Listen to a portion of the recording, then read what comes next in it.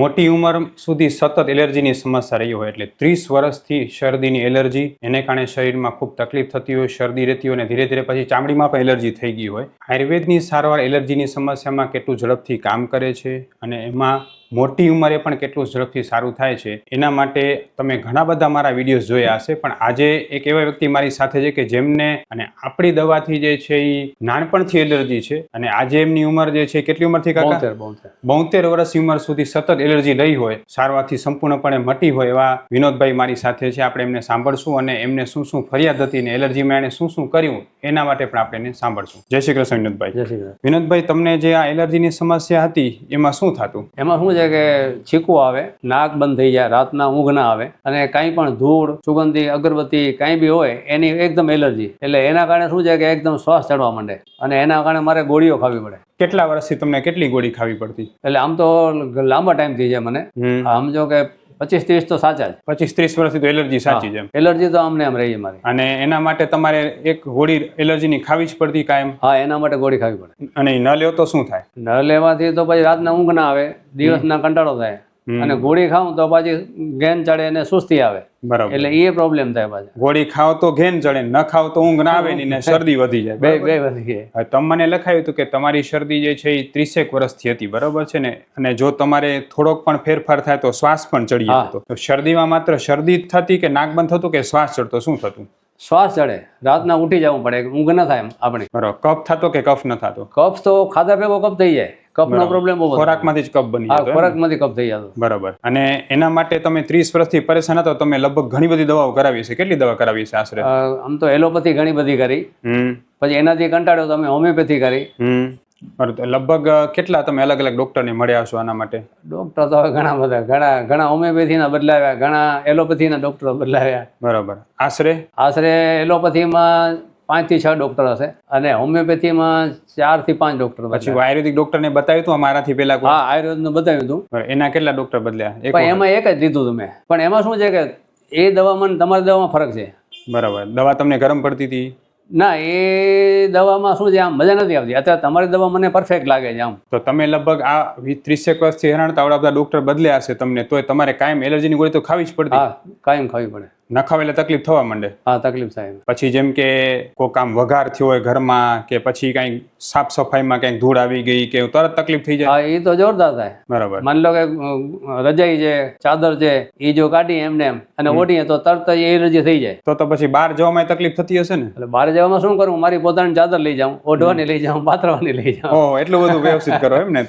તઈ માન જઈ શકો? એ મારે કરવું પડે એમ. પછી રૂટીનમાં ધૂળ ધુમાડામાં ને એમાં બધામાં કેવું રહેતું? એમાં પણ એ જ પ્રોબ્લેમ રહે એમ. એટલે મારે દવા તો ભેગી જ રાખવી પડે જ્યાં જાઉં ત્યાં, અને આ ઓઢવા પાથરવા મારે ભેગા લઈ જવા પડે. હવે તમે આટલા બધા સમયથી પરેશાન હતા તો આપણી હોસ્પિટલમાં આવી સારવાર થાય છે એ તમને કઈ રીતે અંદાજ આવ્યો અહીંયા આવું એમ? હા, એમાં શું છે કે મારી દીકરી આવી હતી તો એણે તમારા વિડીયો જોયા હતા અને એણે મને કીધું કે મારે મારા છોકરાને દવા લેવી છે. મને કે પપ્પા તમારી લઈ લઈએ. હાલીએ. પછી તમારા મેં વિડીયો જોયા અને મને એમ લાગ્યું કે ના, વાંધો નહીં આવે કઈ. અને પહેલી જ ડોઝમાં 14 દિવસમાં તો ઘણો મને ફરક પડ્યો. પેલી જ વખતે? અને આજે 3 મહિના થયા, એક ગોળી ખાવી નથી પડી મને. 3 મહિનાથી એક ગોળી નથી ખાવી? અત્યારે જે તમે 30 વર્ષથી લેતા હતા? અત્યારે મને કોઈ ગોળી ખાવી નથી પડી અને ધીમે ધીમે ખાવાનું પણ ચાલુ કર્યું જે ન ખાઈ શકતો હતો. માની લો કે કેળા છે, પછી ફ્રૂટ છે, કઈ પણ એ તો બિલકુલ ન ખાઈ શકતો. અચ્છા, કઈ ના ખાઈ શકતા? સંતરો ન ખાઈ શકું, કેળા તો બિલકુલ ખવાય નહીં, દૂધ પીવાય નહીં, પછી ઘી વાળી કોઈ વસ્તુ હોય, લાડુ છે કે પેડો છે, એ ન ખવાય. અટાણે ધીમે ધીમે બીતે થોડું ચાલુ કરી તો વાંધો નથી. એટલે તમને ડોક્ટરે જે કીધું હતું કે આજીવન એલર્જી છે એવું નથી થયું તમને હવે એમ? ના, એવું નથી. બરાબર ને? લોકો તમને છેલ્લે ડોક્ટર તો એમ જ કહી દીધું છે કે આજીવન તમારે ગોળી ખાવી પડશે? હા, એ તો એમ જ કહે ને, તો કે આજીવન તમારે ખાવા છૂટકો નથી. એટલે તમારા હિસાબે તમે આજે 3 મહિના ટ્રીટમેન્ટ કરી એમાં તમને કેટલો ફાયદો થયો? અત્યારે તો મને ટોટલી આરામ છે. અત્યારે મને કોઈ બીક નથી કે મને કઈ રાત્રે તકલીફ થશે કે કઈ નહીં. નિરાંતે ઊંઘ આવી જાય. પેલા રાત્રે તકલીફ થઈ જતી એમ ને? હા, એ તકલીફ થાય. શું થાય રાત્રે? રાત્રે શું છે, 2-2:30 વાગ્યાનો ટાઈમ થાય એટલે શ્વાસ ચડે, ઉઠી જવું પડે ઓચિતાનું, પછી વીક લગાવું, પછી ગોળી ખાવું, એ બધું કર્યા કરવું પડે. ક્યારેક બાફ લઉં, એનાથી ફરક ન પડે. ટૂંકમાં તમે જે ખોરાક ખાતા હોય સીધો કફ બની જાય? એનો સીધો કફ થઈ જતો, એ મને બહુ પ્રોબ્લેમ હતો. હવે જેમ કે વિનોદભાઈની જે સમસ્યા છે ને, આયુર્વેદ પ્રમાણે આ લક્ષણ અને આ વસ્તુ જ સાચી છે. એટલે શું, જે કાંઈ પણ ખોરાક ખાઈને એમાંથી કફ બને, એ કફ પછી ધીરે ધીરે ફેફસાને નાકમાં જમા થાય અને એ એલર્જી ઉત્પન્ન કરે. એટલે જે શ્વાસ અને નાકની પ્રોબ્લેમ થવાનું મુખ્ય કારણ છે ને ખોરાકમાંથી કફ બનવાની પ્રોસેસ છે. આયુર્વેદ શું કરે છે, આયુર્વેદિક કફ બનવાની પ્રોસેસને તોડે છે, જેને કારણે આમાંથી મૂળગામી ફાયદો થાય છે.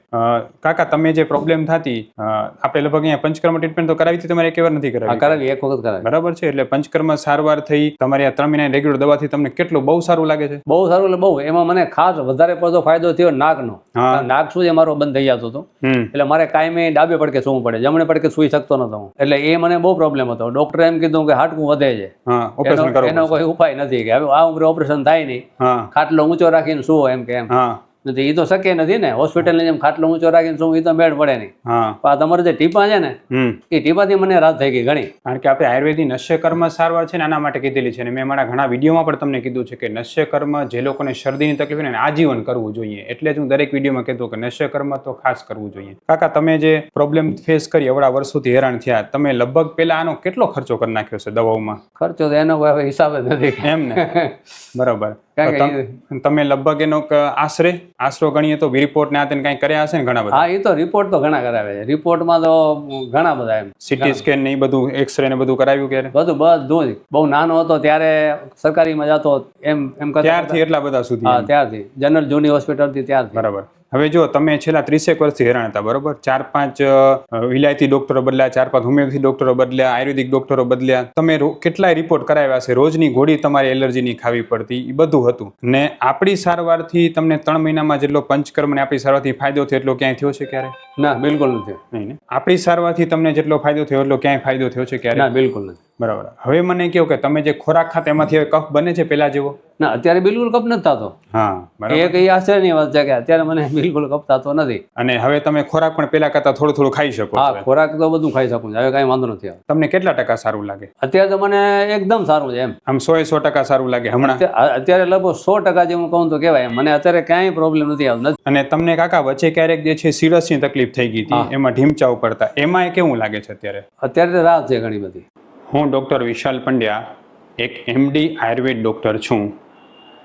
મેં મારો 10 વર્ષ સુધીનો MD આયુર્વેદનો અભ્યાસ જામનગરની વિશ્વ પ્રસિદ્ધ આયુર્વેદ કોલેજમાંથી કરેલો છે. 2011થી એટલે કે છેલ્લા 13 વર્ષથી હું ગાંધીધામ કચ્છ ખાતે NABH માન્યતા પ્રાપ્ત પંચકર્મ આયુર્વેદ હોસ્પિટલ ચલાવું છું. અમે લોકોએ આયુર્વેદ સારવારથી હજારો દર્દીને સાજા કર્યા છે. તેના વિડીયો રિવ્યૂ અમારા આ જ ફેસબુક, ઇન્સ્ટાગ્રામ કે યુટ્યુબ ચેનલ ઉપર છે, જે જરૂર જોવા અને જાણો કે કેવા કેવા જૂના રોગો કેટલા ઝડપથી સાજા થયા છે. અમે 2 રીતે સારવાર કરતા હોઈએ છીએ. સૌથી પહેલાં તો કચ્છ કે એની આસપાસના દર્દીઓએ હોસ્પિટલમાં રૂબરૂ બતાવવા માટે આવવું, અને બીજું કચ્છથી દૂર રહેતા દર્દીઓ માટે ઘર બેઠા ઓનલાઈન દવા પણ મંગાવી શકે છે.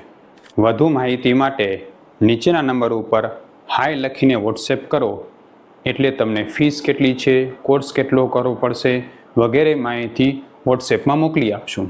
તો હવે અત્યારે તમે જે છે તમારા જેવા વડીલ છે કે જે લોકો અહીંયા પંચકર્મ સારવાર કરાવી હોય, આપણે અહીંયા જે છે આયુર્વેદિક ટ્રીટમેન્ટ લીધી હોય, ઘણા વડીલો એવું માનતા હોય, તમારી 72 વર્ષની ઉંમર છે, બરોબર, વડીલો એવું માનતા કે પંચકર્મથી મને કોઈ તકલીફ થઈ જશે. તમને કોઈ તકલીફ થઈ ક્યારે પંચકર્મ? મને પંચકર્મ બિલકુલ તકલીફ. બરાબર છે. તમે તમારા જેવા જે પેશન્ટ છે કે જેમને અવડા વર્ષથી એલર્જીની પ્રોબ્લેમ છે, એને તમે શું કહેવા માંગશો? તમને શું કેવું સારું લાગ્યું? એને હું એમ કહેવા માંગુ છું કે ખરેખર બધી ટ્રીટમેન્ટ છોડી અને આયુર્વેદને અપનાવવું જોઈએ, કે આની અંદર રિઝલ્ટ છે ને 100% રિઝલ્ટ મળે છે. બરાબર. આ મારો અનુભવ છે અત્યારે. તમે પાછા આટલા વર્ષથી ગોળી ખાતા હતા? હા, આટલા વર્ષથી. હવે કાકા તમે એ મને કહો કે આપણી હોસ્પિટલમાં તમારી જે સારવારથી તમે નિદાન તમારું થયું, બરાબર છે, તમે જે પંચકર્મ સારવાર કરી, બધા તમને 100% સંતોષ લાગે? એકદમ સંતોષ. બરાબર છે. ખાસ કરીને હું દરેક વ્યક્તિને કહેવા માંગુ છું કે એલર્જી એ ન માટે એવો રોગ નથી. એલર્જીમાં માત્ર જરૂરી છે કે આપણે ખોરાકમાંથી કફ બનવાની પ્રોસેસને અટકાવવી જોઈએ અને નાકના અને ફેફસાના સોજા મટે એટલે એલર્જી મટી જાય. કાકા, તમારો જે વિડીયો છે ને એ લોકોને આયુર્વેદમાં શ્રદ્ધા ઉત્પન્ન કરશે. આ વિડીયો આપણે યુટ્યુબ, ફેસબુક, ઇન્સ્ટાગ્રામમાં મૂકી શકીએ? હા, ચોક્કસ. ખૂબ ખૂબ ધન્યવાદ. કારણ કે આ વાત તો મેં છે ને મારી દીકરીને પણ કીધું. મારી મોટી દીકરી છે, એને મારી જેમ જ પ્રોબ્લેમ છે. હા, એ કલકત્તા રહે છે, એમાં વાતાવરણ તો એને બિલકુલ શૂટ કરે નહીં, પણ એની હોમિયોપેથી લગભગ 5 વર્ષથી ચાલુ છે. એ એને બંધ કરી કલકત્તાની, અને તમારી દવા અત્યારે ઓનલાઈન મગાવે છે. એનાથી એને સારું છે ને? અત્યારે એને ઘણું સારું છે. એમ સરસ. એટલે આપણે જે છે ને કોઈ પણ વ્યક્તિને આવી પ્રકારની પરેશાની હોય અને ઘણી વખતે તમે ઓનલાઈનમાં ઘણા બધા વિડીયો જુઓ છો. હું તમને એક એજ્યુકેશન આપવા માંગુ છું કે ઓનલાઈનમાં તમે કોઈ પણ વિડીયો જુઓ ને, તાત્કાલિક કોઈ દવા ન મંગાવો. પહેલા એ જુઓ, પહેલા તો એ જુઓ કે ડોક્ટરની BMS કે MDની આયુર્વેદની ડિગ્રી છે કે નથી. પહેલા એ જુઓ કે એ વ્યક્તિ જે બોલે છે ડોક્ટર છે કે નહીં, રજિસ્ટર્ડ ગવર્મેન્ટમાં ડોક્ટર છે કે નહીં, ડિગ્રી છે કે નહીં એની પાસે. બીજું તમે એ જુઓ કે એ ડોક્ટર તમારી સંપૂર્ણપણે તપાસ કરે છે કે નહીં, તમારી બધી વ્યવસ્થિત રીતે તપાસ થતી હોય, તમારું નિદાન સાચું થતું હોય તો જ એ વગેરે સાચું છે. ખાલી દવા વેચવા માટે ઘણા વ્યક્તિઓ કરતા હોય છે, એ પણ જરાય સાચું નથી, બરોબર છે. બીજા નંબરે ખાલી તમે ઓનલાઈનમાં પ્રોડક્ટ જુઓ કે હા ફલાણું ચૂર્ણ પીવાથી કે કબજિયાત મટી જશે, ફલાણું કરવાથી આ મટી જશે, આ મંગાવી લો, તમે ઓનલાઈન ઓર્ડર દઈ દો, તો એ પણ ખોટું છે. ઓનલાઈન અમે જે કન્સલ્ટેશન કરીએ છીએ એમાં સંપૂર્ણપણે તમારે અમારી ટીમના ડોક્ટર દ્વારા નિદાન કરવામાં આવે છે અને સંપૂર્ણ આયુર્વેદ સારવાર માર્ગદર્શન હેઠળ કરવામાં આવે છે કે જેથી તમને સંપૂર્ણ સાચું રિઝલ્ટ મળે.